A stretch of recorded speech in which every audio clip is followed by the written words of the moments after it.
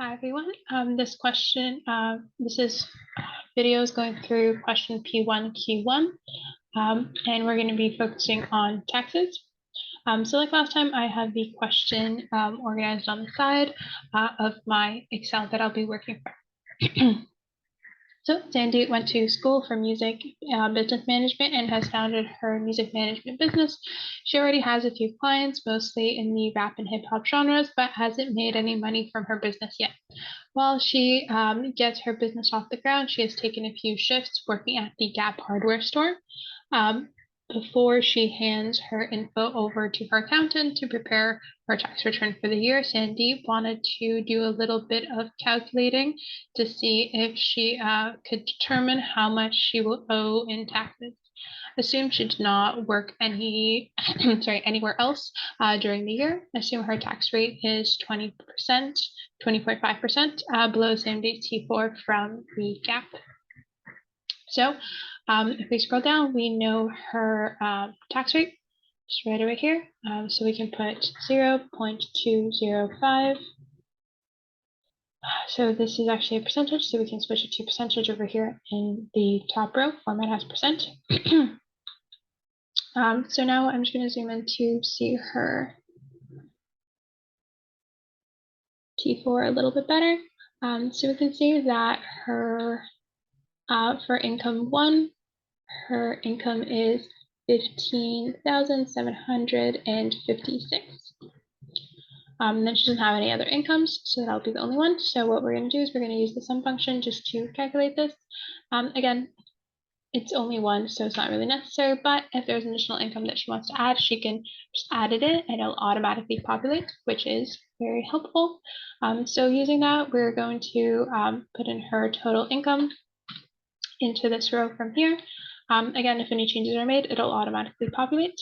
She doesn't have any self-employment income, nor did she have any investment income. So again, we'll just be using the sum function to add all of this up.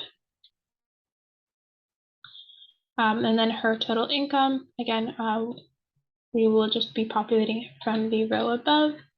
And then we get to subtract any deductions for our RSP. Again, then we're mentioned that she did, so we can just write the formula of the income subtracted by the RSP.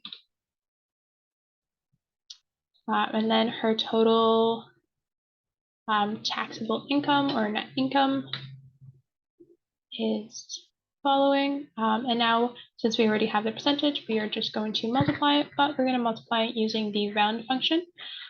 So we would write equal sign round, and then we are going to write this. Multiplied is the star symbol, and then we're going to put comma. Again, we want it to 2 decimal places. Since this is currency, we have cents, so it'll be 98 cents.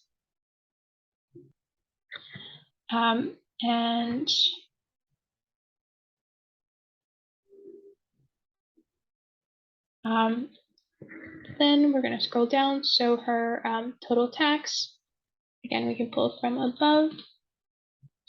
And then we're going to less her CPP EI that is withheld by the company. So we can find that right over here. So since there are a few, we're going to use the form of functions just to add everything up. So I'm just going to write out her income tax, and then I'm going to add to that the CPP, which is 62504. And then as well as the EI, which is 255.32. And then I am just going to subtract the two. So we're not going to be adding them together, but what we're going to do is we're going to take the total tax and then we're going to subtract what has already been subtracted from her income. And that is it. So now looking at the questions, what is Sandeep's total income? So again, if you scroll up here, you can see her total income right over here. And then her total taxes for 2021 is right over here, which is $3,209.98.